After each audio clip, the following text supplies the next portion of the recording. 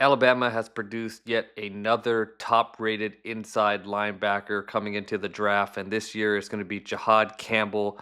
And he's a little bit different from what I thought I was going to see before watching the film. I thought I was going to see a big thumper downhill linebacker, and he certainly does that. You can see flashes of it on film. Here, he's going to fall back into the A gap versus split zone, and this is what you'd like to see when he's playing instinctually and just firing off and getting into the backfield, but sometimes he plays a little too hesitant, and it makes sense. He was a five-star edge rusher coming out of high school, so he's relatively new to the position. But again, when he's playing instinctual, you see the physical traits and mean streak just pop out on the film. Here, as soon as he sees the fullback go outside the lead block, you can see him just explode laterally, get into the backfield, and stop the runner for a short gain in the red zone. But there's just some times where he just doesn't trust his eyes. And here, the Vanderbilt offense is running kind of a tricky play where they have the running back come back to the side that he started on to run inside zone. The hole's open. He's standing right there. You want to see him just fire off into that open A gap and make a tackle in the backfield. But he kind of just waits and hesitates, and he doesn't make a aggressive And play second here. thing is his pad level is just too high. Like even when he's shuffling and reading, his pad level should be down.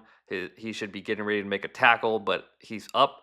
The running back gets into his chest and drives him to the end zone. That just can't happen. And as a former edge rusher, he should be a lot more consistent taking on blocks, but he just isn't. And part of it is he's a tick slow making reads, and two, he's just playing too high. And this is an example of him getting underneath the blocker, and a blocker was coming in a little bit high, but he's able to get his hands into his chest and shed that block. And again, you just want him to trust his reads more. Here, his defensive tackle in front of him is clearly declaring to the B gap. He should be firing off into the A gap, but he waits and hesitates, and that should be another TFL for him. But if he could continue his progression into the NFL and really put it together, the tape is special. Here, the Oklahoma offense is going to try to run a pin and pull. Tight end is going to try to pin him outside. He stacks and sheds him, extends the arm, gets into the backfield, tackles the runner. That's just great linebacker play. What I found most surprising about his film was his instincts and coverage for a player that is just learning the position.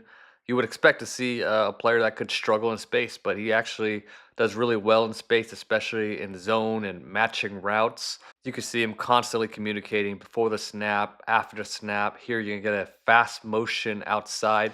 He's going to communicate to his nickel to take the swing while he takes the number two inside, and he does a good job of flipping his hips and getting vertical with that number two receiver. And there's a coverage bust where there's no safety, so he at least dissuades the quarterback from making that pass, and they end up getting a sack on this play. And Campbell has a really good feel for how offenses want to attack their defense with certain route combinations. You can see him running with the number three receiver, but as soon as he sees number three's cutting outside, he knows something's coming back in, and he takes the number two vertical. You can see him running underneath and a safety over top. That's great coverage. And here against LSU, he's going to start in a mugged up position up in the line of scrimmage.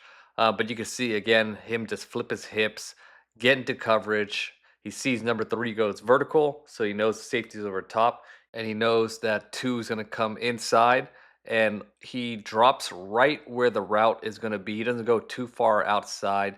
He drops perfect depth, takes that inbreaker away. That's just great coverage, great instincts. This next play against Georgia, tight end goes inside. You can see him communicating with his teammates. Two goes inside, but he's shallow, so he doesn't have to worry about that. He gets depth and picks off a pass going down a seam. And he doesn't have a ton of reps of him playing straight man coverage, but I think the ability is there for him to be a good man coverage linebacker. Here he's going to be matched up against a wide receiver. He doesn't panic, he shuffles, he's patient, and then he drives on a route as soon as he sees it, and he's able to dislodge the ball for an incomplete. I think some people think that he could be a valuable chess piece where you can move him to the edge, and I think he maybe be able to play a few snaps there, but as a pass rusher, I just didn't see a lot of special traits from him. I think just let him play inside linebacker, let him focus on that position, and hopefully he goes to a team with an established linebacker next to him where he could learn from him and just continue his development, because I think he could be a special inside linebacker in the league.